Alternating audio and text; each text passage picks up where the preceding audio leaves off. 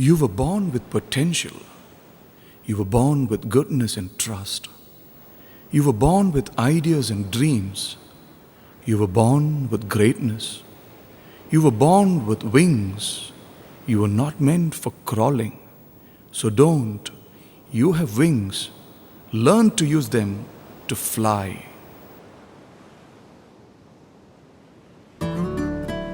It is believed that when the Swati star that rises at 7th hour of night shines bright in all its beauty, each drop of water that falls into the oyster shell will be reborn as pearls.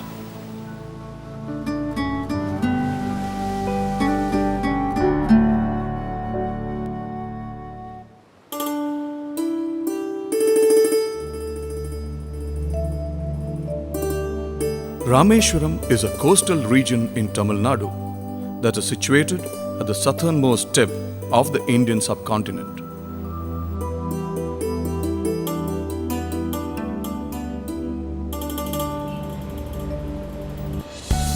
Rameshwaram is connected to the mainland by the Pamban Bridge and a railway line.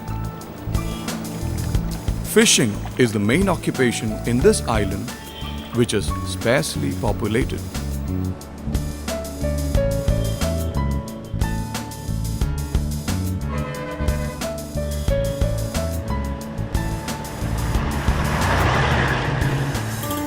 The railway bridge that exists now was reconstructed after the original one was destroyed in a cyclone that struck the island on 22nd December 1964. Before the cyclone, the railway station was situated at Dhanushkodi, which is situated nearby. The cyclone completely destroyed Dhanushkodi. The railway station, port, church, etc. there were all washed away by the waves. More than 1,800 people died. A few minutes before it was to arrive at Dhanushkodi, a train carrying 110 passengers and 5 crew members were washed away by the cyclone. This town, which became desolate, was declared a ghost town by the Tamil Nadu government. The Shiva temple at Rameshwaram is very famous and is believed to have been consecrated by Lord Rama. It is believed that after you visit Vishwanath temple at Benares and take the holy bath there, in order to make it complete, the same has to be done here at Rameshwaram too. In 1931, it was in this island that Awul Pakir Jainul Abdul Kalam, alias Dr. APJ Abdul Kalam, was born. Kalam's childhood was spent in his ancestral home in Rameshwaram Mosque Street.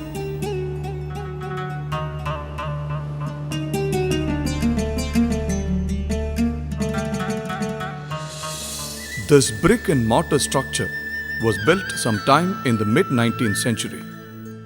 Kalam was born as the son of Jainul Abidin and Aishama. Patshi Lakshmana Shastri, the main priest at Rameshwaram temple, was a close friend of his father. In his autobiography, Kalam vividly remembers the sight of these two people, his father and the priest, sitting together, wearing traditional attires and discussing spiritual matters. Each child is born into a social and emotional environment that is embedded with certain traditional behavior. Later, we also learn a lot of things from the elders. Abdul Kalam imbibed honesty and discipline from his father and belief in goodness and deep compassion from his mother.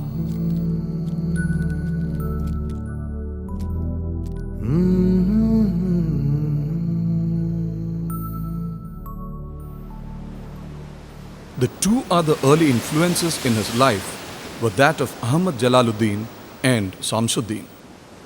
He had his primary education at Rameshwaram Elementary School In his autobiography, Dr. Kalam proudly reminisces about Shiva Subramanya Iyer, his science teacher at this school.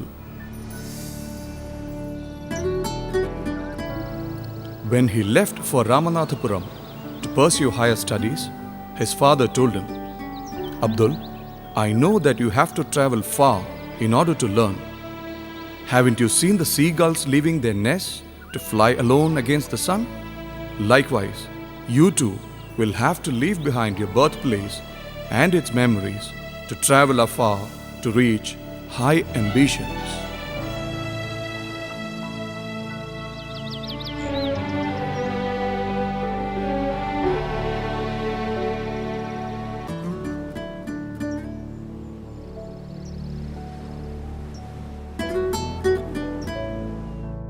In the journey of his life, some of the fondest memories are about Iyadurai Solomon, who was one of his mentors at Schwartz School. Iyadurai Solomon used to advise him that in order to achieve success in life and to reach one's goals, it was inevitable to understand and gain command over the three most important powers: ambition, faith, and hope. If you want something to happen, you should intensely yearn for it, and you should believe that it will surely happen. It was Iyadurai Solomon who taught this lesson to Dr. Kalam. In 1950, Kalam came to St. Joseph's College in Trichy and joined for BSc course with physics as main subject. Only after completing BSc did he realize that physics was not his forte. In order to pursue his dreams, he then had to join engineering course. Thus, after a brief diversion, he came back to the path of technology studies. He got admission at Madras Institute of Technology, which was considered the jewel in the crown among technology institutes in South India. After that, he was not able to visit Rameshwaram frequently. His destiny had flown him away from the coastal village of his childhood towards greater heights.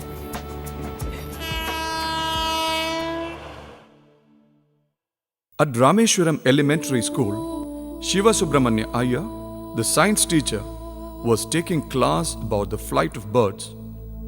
Though he explained it by drawing diagrams on blackboard, the students couldn't follow it. In the evening, he took the students to the beach. He asked the children to look at the tail portion of the birds with a combination of flapping wings and twisting tail.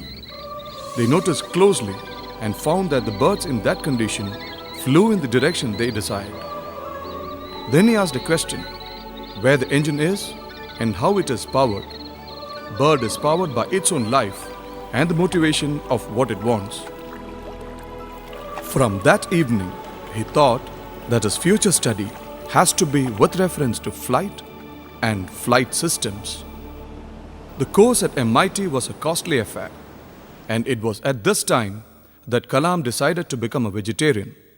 At MIT, some of those who influenced his thoughts were Professor Sponda, Professor K.A. Pandala, and Professor Narasimha Rao.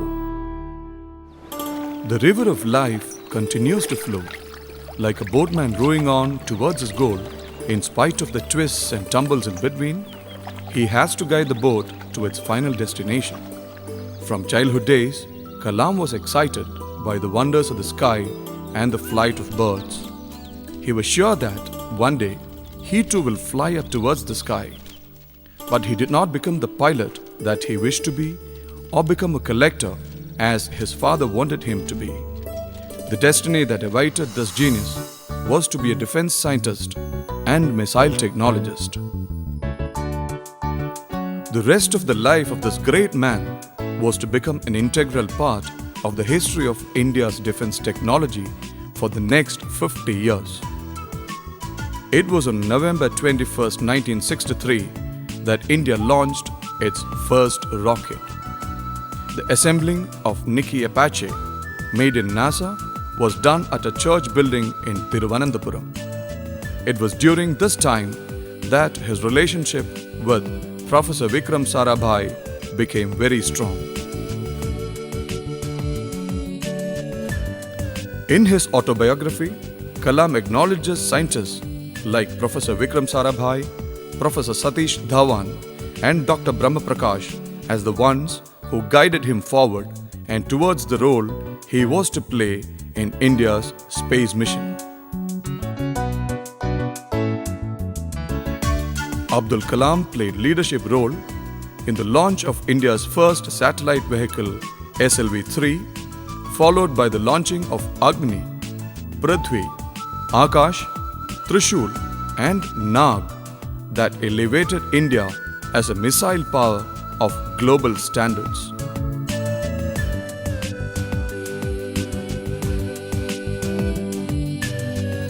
He worked in Indian Space Research Organization for 18 years and spent a major part of his official life in Thiruvananthapuram. Dr. Kalam has done commendable work in three major areas: space, defense research, and atomic energy.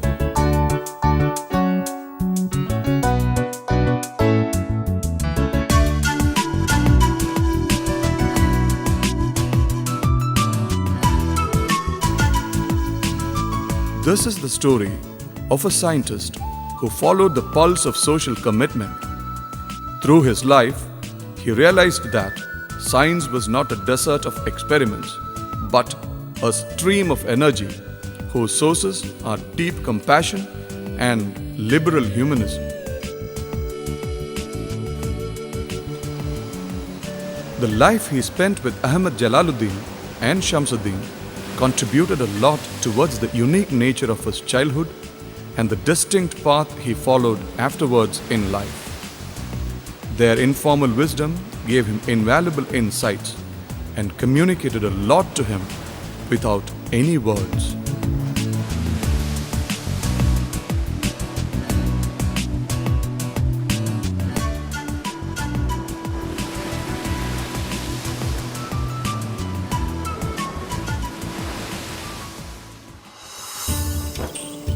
Shamsuddin was the only newspaper agent in Rameshwaram at that time. He was a one-man institution that served the 1,000-odd people who constituted the literate population of Rameshwaram.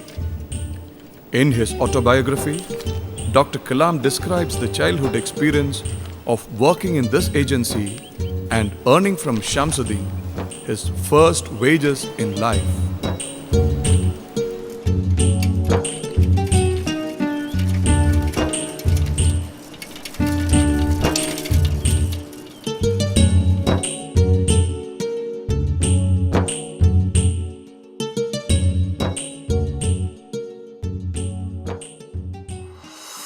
Abdul Kalam was 8 years old when Second World War broke out in 1939.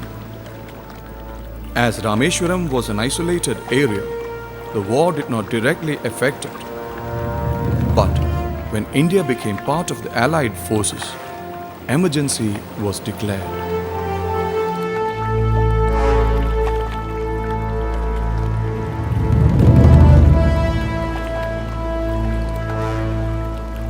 Little Kalam did not understand why tamarind seeds suddenly became costlier.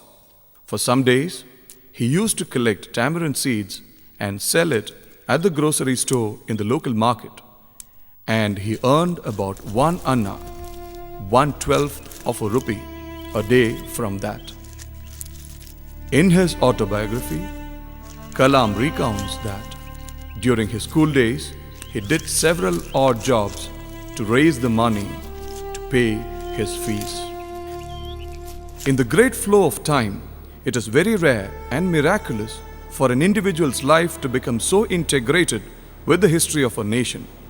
Modern India became witness to the legendary life of Abdul Kalam, who became part of the history of a nation that is inhabited by more than 1,000 million people.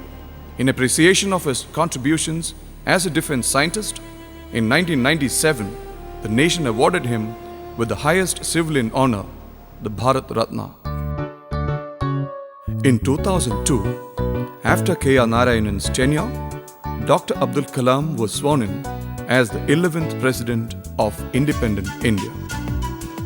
This time, the nation entrusted him with the task of proving his mettle as a statesman. During his tenure, Dr. Kalam gave shape to several action programs that aimed at integrating the actions and thoughts of 1,000 million people towards achieving the common goal of making India a developed nation.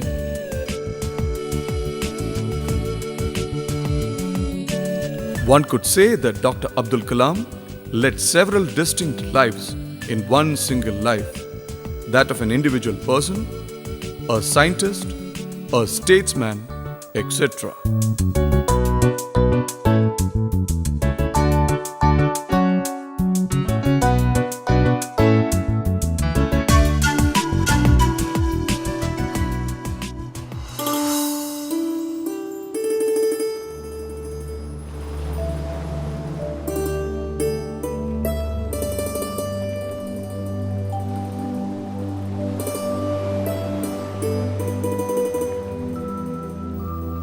Once upon a time, Abdul Kalam was a star that fell in love with the earth, the sea, and Rameshwaram. The star came down to earth, but it had to become a star again in its eternal journey from one solar system to another. The most important lesson of Dr. Kalam's life is that there is a divine power that could elevate and sustain an individual even amidst all his confusions, miseries, failures, sorrows, and tragedies.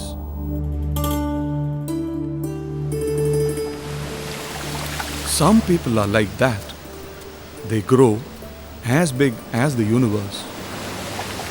Sometimes, because of a touch of genius, or because of talent, charisma, immense compassion, or due to various other reasons.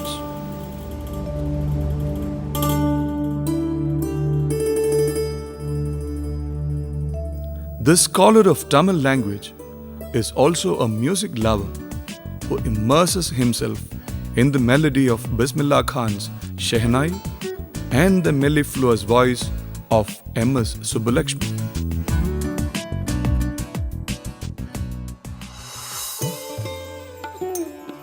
Having learned Thiruvalluvar's Kural by heart as a boy, Kalam recalls the energy and power that it gave him in the journey of his life.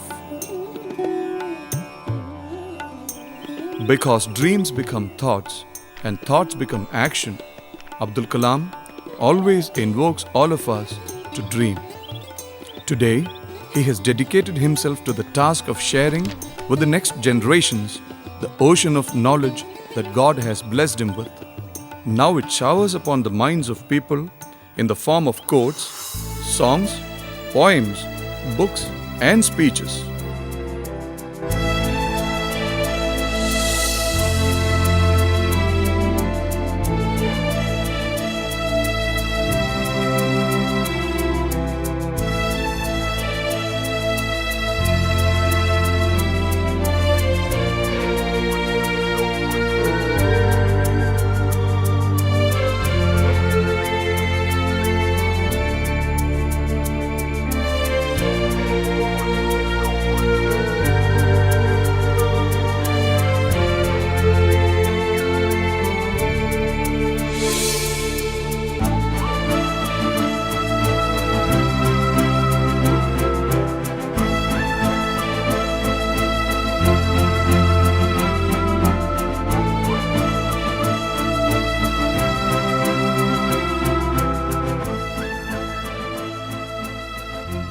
Dr. Kalam's inquiry was about the fall of a talented and resourceful people like us. There are several external reasons for it, like globalization, inflation, riots, instability, etc. Economic inequality is also very acute. And there are also other factors that stand in the way of the nation's economic development, like the cruel and man-made tragedies like famine, apart from illiteracy and lack of basic infrastructure. But above all this, Kalam identifies the inferiority complex that our nation is afflicted with. He invokes us to realize it and demolish the obstacles that stand in our way.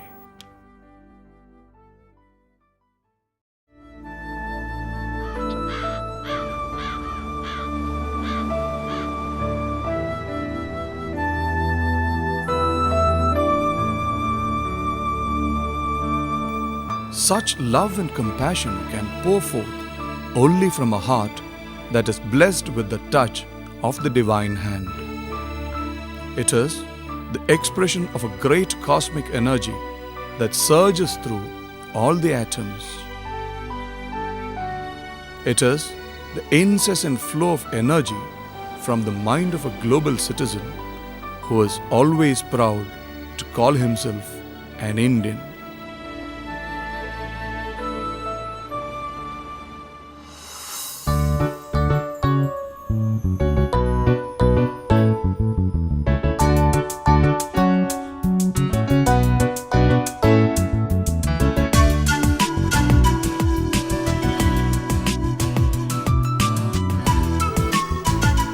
Even now, the brick and mortar houses and walkways in the mosque street remain undamaged.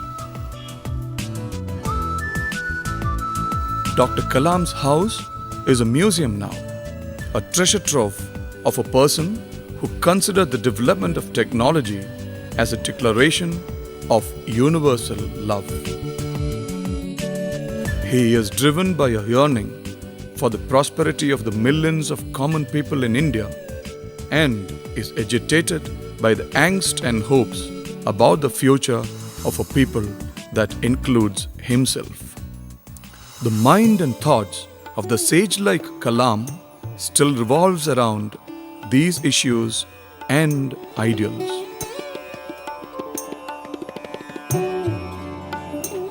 Always deeply concerned how advancements in science and technology can be used to transform the economy as a whole, Kalam believes that the 600 million youth in the country have the strength to transform India into a developed nation by 2020.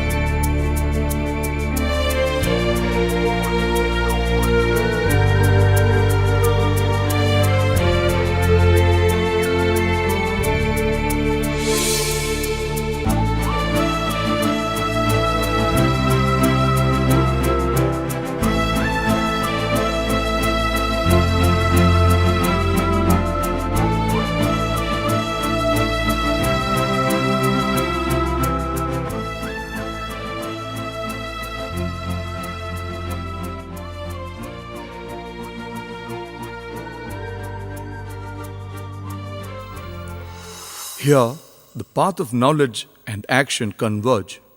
Here, the life of an individual becomes inseparable with his actions. Here is someone who has renounced everything to pursue these dreams.